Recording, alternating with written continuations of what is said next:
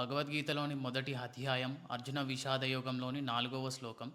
అత్రశూర మహేశ్వాస భీమార్జున సమాయుధి యుయుధానో విరాటశ్చ ద్రుపదశ్చ మహారథః.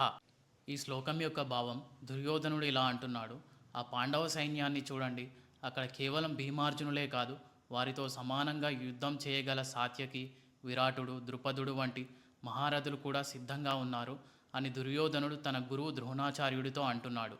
ఇక్కడ మహారథుడు అంటే ఒకేసారి 10,000 మందితో పోరాడగల వీరుడు. ఇక్కడ యుయుధనాథుడు అంటే సాత్యకి, ఇతను శ్రీకృష్ణుని శిష్యుడు, యాదవ వీరుడు. విరాటరాజు, పాండవులు అజ్ఞాతవాసం విరాట నగరంలోనే చేశారు. ద్రుపదరాజు, ద్రౌపది తండ్రి ద్రోణాచార్యుడికి బద్ధశత్రువు ఈయన. దుర్యోధనుడు పాండవ సైన్యంలోని వీరులను భీముడు మరియు అర్జునుడితో పోల్చాడు.